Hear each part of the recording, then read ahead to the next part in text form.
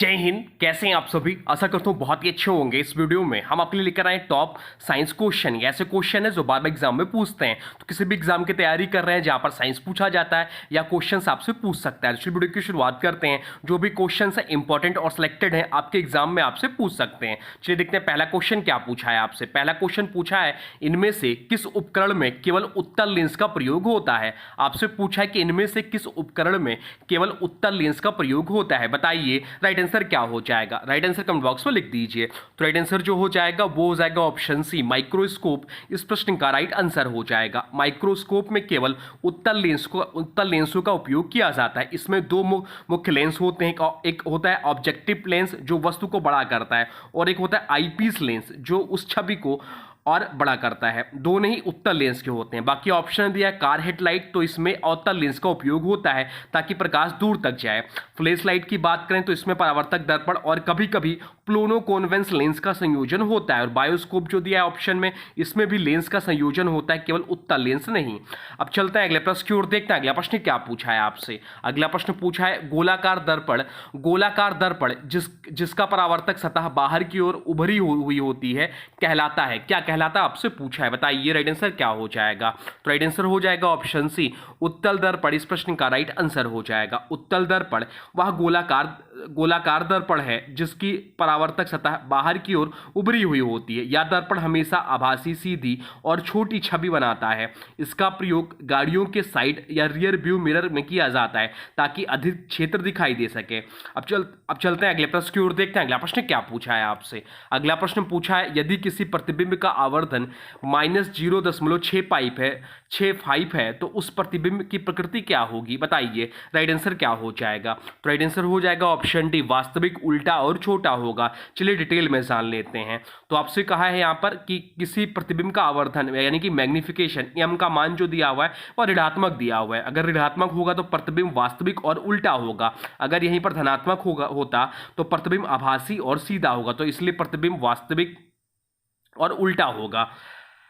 अब यहां पर जो आवर्धन का मान दिया हुआ है, परिणाम जो दिया हुआ है 1 से छोटा है तो प्रतिबिंब छोटा होगा। यहां पर यम का मान जो दिया है -0.65, इसलिए ऋणात्मक, वास्तविकता और उल्टा, और 0.65 यानी कि 1 से कम है तो आकार छोटा होगा। अतः प्रतिबिंब की प्रकृति होगी वास्तविक, उल्टा और छोटा। अब चलते हैं अगले प्रश्न की ओर, देखते हैं अगला प्रश्न क्या पूछा है आपसे। अगला प्रश्न पूछा है, पड़हरित वर्णक कोशिका के निम्नलिखित में से किस घटक में उपस्थित होते हैं? आपसे पूछा कि पड़हरित वर्णक कोशिका के निम्नलिखित में से किस घटक में उपस्थित होते हैं? चलिए बताइए राइट आंसर क्या हो जाएगा। तो राइट आंसर हो जाएगा लाइसोसोम या लयन का है। ऑप्शन डी इस प्रश्न का राइट आंसर हो जाएगा। पड़हरित वर्णक एक हरा वर्णक है जो प्रकाश संश्लेषण में प्रकाश को अवशोषित करता है या पौधों की कोशिका के हरित लवक में पाया जाता है। क्लोरोफिल विशेष रूप से थाइलाकोइड झिल्ली में उपस्थित होता है। इसके कारण पौधे हरे दिखाई देते हैं और यह सूर्य के प्रकाश में ऊर्जा में बदलता है। बाकी ऑप्शन दिया राइबोसोम, तो प्रोटीन संश्लेषण के लिए जिम्मेदार होता है। सूत्रकणिका की बात करें क्रोमोसोम की, तो इसमें डीएनए और जीन पाए जाते हैं। और लैन का या लाइसोसोम की बात करें तो यह पाचन एंजाइमों से भरा होता है और कोशिका की सुसाइडल बैग कहलाता है। अब चलते हैं अगले प्रश्न की ओर, देखते हैं अगला प्रश्न क्या पूछा है आपसे। अगला प्रश्न जो पूछा है वह पूछा है, निम्नलिखित में से कौन सा ऊतक त्वचा के नीचे तथा आंतरिक अंगों के बीच में पाया जाता है? आपसे पूछा है कि निम्नलिखित में से कौन सा ऊतक त्वचा के नीचे तथा आंतरिक अंगों के बीच में पाया जाता है? चलिए बताइए राइट आंसर क्या हो जाएगा। तो राइट आंसर हो जाएगा ऑप्शन डी, एडिपोज ऊतक। ऑप्शन डी इस प्रश्न का राइट आंसर हो जाएगा। एडिपोज ऊतक एक प्रकार का संयोजी ऊतक है। यह मुख्यतः त्वचा के नीचे तथा आंतरिक अंगों जैसे गुर्दे, हृदय, आंतों के बीच पाया जाता है। इसका मुख्य कार्य है वसा का भंडारण, ऊष्मा का संरक्षण, झटकों से अंगों की रक्षा करना। बाकी विकल्पों की बात करें तो उपकला ऊतक जो है शरीर की सतह व अंगों की परत बनाता है। तंत्रिका ऊतक जो है या संदेशों के आदान प्रदान का कार्य करता है। पेशी ऊतक या गति व संकुचन प्रसार के लिए होता है। अब चलते हैं अगले प्रश्न की ओर, देखते हैं अगला प्रश्न क्या पूछा है आपसे। अगला प्रश्न पूछा, बल्ब का तापन तत्व किससे बना होता है? आपसे पूछा कि बल्ब का तापन तत्व किससे बना होता है, बताइए राइट आंसर क्या हो जाएगा। तो राइट आंसर हो जाएगा ऑप्शन डी, टंगस्टन इस प्रश्न का राइट आंसर हो जाएगा। साधारण बल्ब का तापन तत्व टंगस्टन धातु से बना होता है। टंगस्टन का गलनांक बहुत अधिक होता है, 3422 डिग्री सेल्सियस होता है, जिससे यह उच्च तापमान पर भी पिघलता नहीं है। यह चमकने पर प्रकाश उत्सर्जित करता है और बल्ब की कार्य क्षमता बढ़ाता है। अब चलते हैं अगले प्रश्न की ओर, देखते हैं अगला प्रश्न क्या पूछा है आपसे। जो भी ये क्वेश्चन है सारे PYQ हैं, जो रेलवे ग्रुप डी और NTPC में पूछे गए क्वेश्चन हैं। आपसे पूछा है कि आधुनिक आवर्त सारणी के समूह 2 में कौन सा तत्व शामिल नहीं है। आपसे पूछा है कि आधुनिक आवर्त सारणी के समूह 2 में कौन सा तत्व शामिल नहीं है, ये आपसे पूछा है। तो आधुनिक आवर्त सारणी का समूह 2 क्षार पृथ्वी धातु होते हैं। इसमें तत्व शामिल हैं आपके बेरिलियम, मैग्नीशियम, कैल्शियम, स्टार्सियम, बेरियम और रेडियम। जबकि जो ऑप्शन में दिया है Na सोडियम जिसे बोलते हैं, सोडियम या समूह 1 का तत्व है। तो ऑप्शन सी इस प्रश्न का राइट आंसर हो जाएगा, सोडियम। सोडियम जो है समूह 2 में या तत्व शामिल नहीं है, या समूह 1 में शामिल है। मैग्नीशियम समूह 2 का सदस्य है, कैल्शियम भी समूह 2 का सदस्य है और बेरिलियम भी समूह 2 का ही सदस्य है। अब चलते हैं अगले प्रश्न की ओर, देखते हैं अगला प्रश्न क्या पूछा है आपसे। अगला प्रश्न पूछा है निम्नलिखित में से कौन सा तत्व आधुनिक आवर्त सारणी के आवर्त 3 से संबंधित नहीं है। आपसे पूछा कि निम्नलिखित में से कौन सा तत्व आधुनिक आवर्त सारणी के आवर्त 3 से संबंधित नहीं है, बताइए राइट आंसर क्या हो जाएगा। तो आवर्त 3 के तत्व हैं sodium, magnesium, aluminium, silicon, phosphorus, sulphur, chlorine और आर्गन। जबकि जर्मेनियम जो दिया हुआ है ऑप्शन बी या चौथे आवर्त समूह 14 का तत्व है, इसलिए आवर्त 3 से संबंधित नहीं है। तो जर्मेनियम इस प्रश्न का राइट आंसर हो जाएगा। आर्गन आवर्त 3 के समूह 18 में है। सल्फर जो दिया हुआ है आवर्त 3 के समूह 16 में है और एल्युमिनियम जो है आवर्त 3 के समूह 13 में है। अब चलते हैं अगले प्रश्न की ओर, देखते हैं अगला प्रश्न क्या पूछा है आपसे। अगला प्रश्न पूछा है अम्लीय वर्षा का पीएच मान निम्नलिखित में से किससे कम होता है। आपसे पूछा कि अम्लीय वर्षा का पीएच मान निम्नलिखित में से किससे कम होता है। तो 8.6 या नहीं होगा, क्योंकि यह 7 से अधिक है तो यह क्षारीय हो जाएगा। 7.6 ये भी क्षारीय हो जाएगा। 6.6 ये थोड़ा सा अम्लीय होगा, परंतु जो राइट आंसर होगा वो हो जाएगा ऑप्शन बी 5.6 इस प्रश्न का राइट आंसर हो जाएगा। सामान्य वर्षा का पीएच लगभग 5.6 होता है, क्योंकि वर्षा जल में घुला CO2 कार्बनिक अम्ल H2CO3 बनाता है। जब प्रदूषक जैसे गैसें जैसे sulphur dioxide SO2, nitrogen dioxide NO2 आदि वायुमंडल में जल के साथ मिलकर तेजाब H2SO4 HNO3 बनाते हैं, तब वर्षा का पीएच मान 5.6 से कम हो जाता है। यह स्थिति अम्लीय वर्षा कहलाती है। बाकी विकल्पों की बात करें तो ऑप्शन ए दिया हुआ 8.6 या क्षारीय है, अम्लीय वर्षा से संबंधित नहीं है। 6.6 दिया हुआ है या हल्का अम्लीय है, लेकिन सामान्य वर्षा का पीएच इससे कम है होता है। और 7.6 या भी क्षारीय है। अब चलते हैं अगले प्रश्न की ओर, देखते हैं अगला प्रश्न क्या पूछा है आपसे। अगला प्रश्न पूछा है CuCl2 विलयन का रंग कैसा होता है। आपसे पूछा कि CuCl2 यानी कि कॉपर क्लोराइड विलयन का रंग कैसा होता है, चलिए बताइए राइट आंसर क्या हो जाएगा। राइट आंसर हो जाएगा ऑप्शन सी, नीला और हरा होता है। कॉपर क्लोराइड एक आयनिक यौगिक है। जब इसे पानी में घोला जाता है तो यह Cu2+ आयन बनाता है। Cu2+ आयन की उपस्थिति के कारण इसका विलयन नीला हरा रंग का दिखाई देता है। अब चलते हैं अगले प्रश्न की ओर, देखते हैं अगला प्रश्न क्या पूछा है आपसे। अगला प्रश्न पूछा है मानव शरीर में सबसे बड़ा अंग कौन सा है। आपसे पूछा है कि मानव शरीर में सबसे बड़ा अंग कौन सा है, चलिए बताइए राइट आंसर क्या हो जाएगा। तो राइट आंसर हो जाएगा ऑप्शन बी, त्वचा। त्वचा इस प्रश्न का राइट आंसर हो जाएगा। मानव शरीर का सबसे बड़ा अंग जो होता है वह त्वचा है। यह एक बाह्य अंग है और पूरे शरीर को ढकता है। औसत वयस्क में त्वचा का क्षेत्रफल लगभग 1.5 से 2 वर्ग मीटर और लगभग वजन 3-4 किलोग्राम होता है। बाकी विकल्पों की बात करें तो यकृत या शरीर का सबसे बड़ा आंतरिक अंग है। फेफड़ों की बात करें तो यह सबसे बड़ा श्वसन अंग है और मस्तिष्क की बात करें तो यह सबसे बड़ा तंत्रिका अंग है, लेकिन त्वचा से छोटा है।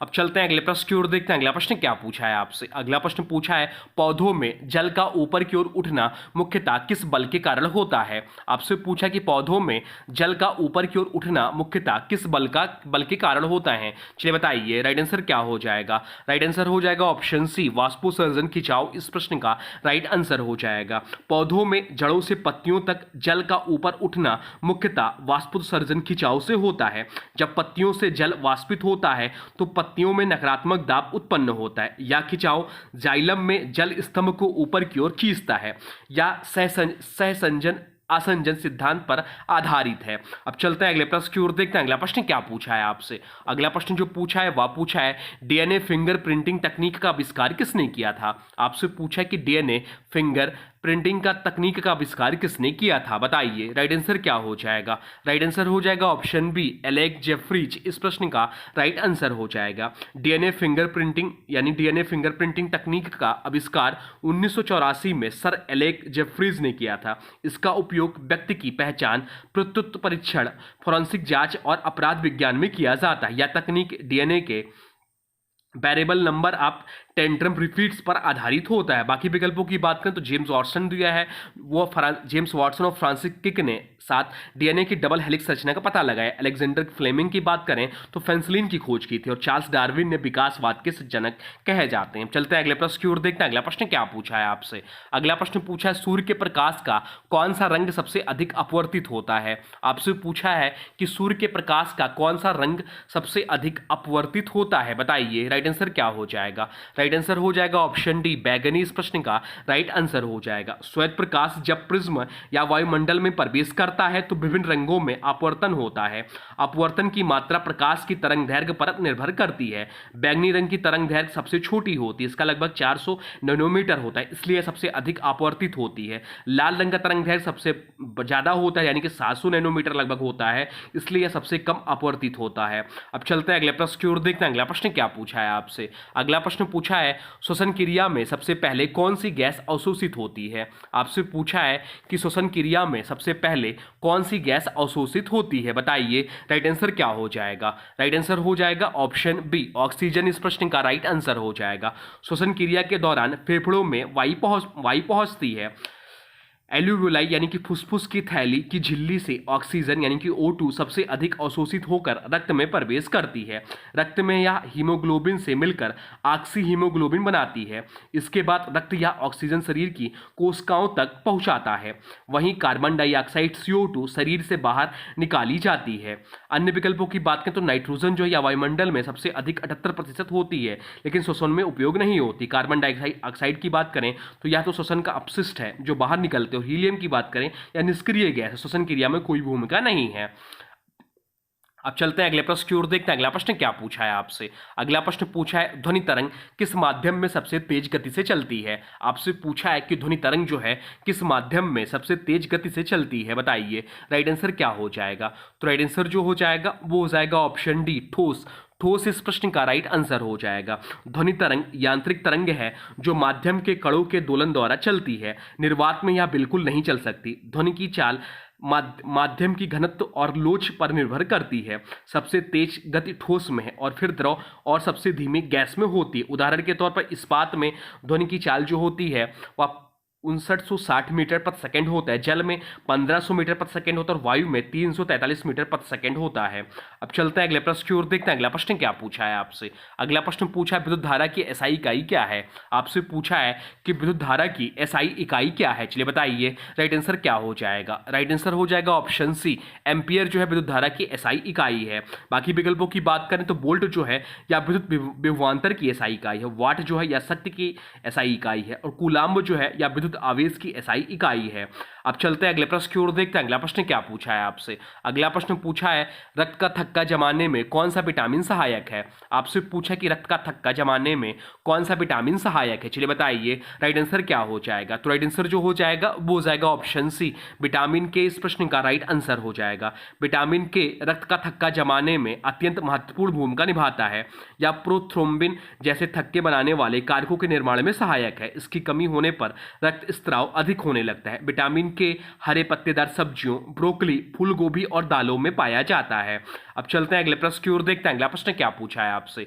अगला प्रश्न पूछा है किस उपग्रह की गति किसी बल से संतुलित रहती है। आपसे पूछा किसी उपग्रह की गति किस बल से संतुलित रहती है, चलिए बताइए। राइट आंसर क्या हो जाएगा? तो राइट आंसर जो हो जाएगा वो हो जाएगा ऑप्शन बी, अपकेंद्री बल। इस प्रश्न का राइट आंसर हो जाएगा। जब कोई उपग्रह पृथ्वी की परिक्रमा करता है तो उस पर गुरुत्वाकर्षण बल पृथ्वी की ओर खींचने का कार्य करता है। उपग्रह की गति से उत्पन्न अपकेंद्री बल बाहर की ओर कार्य करता है। कक्षा में उपग्रह इसलिए बना रहता है क्योंकि गुरुत्वाकर्षण बल और अपकेंद्री बल आपस में संतुलित रहते हैं। अब चलते हैं अगले प्रश्न की ओर, देखते हैं अगला प्रश्न क्या पूछा है आपसे। अगला प्रश्न पूछा है डीएनए और आरएनए में क्या मुख्य अंतर है। आपसे पूछा कि डीएनए और आरएनए में क्या मुख्य अंतर है, चलिए बताइए। तो डीएनए जो होता है वो होता है deoxy ribonucleic acid. Deoxy ribonucleic अम्ल में 4 नाइट्रोजन क्षारक होते हैं, एडेनिन, थाइमिन, गुआनिन और साइटोसिन। जबकि आरएनए में राइबोन्यूक्लिक एसिड जो है उसमें थाइमिन की जगह यूरासिल होता है। इसलिए मुख्य अंतर यही है कि आरएनए में थाइमिन नहीं होता, इसकी जगह यूरासिल पाया जाता है। तो ऑप्शन 20 प्रश्न का राइट आंसर हो जाएगा। आरएनए में थाइमिन नहीं होता है, उसकी जगह यूरेसिल पाया जाता है।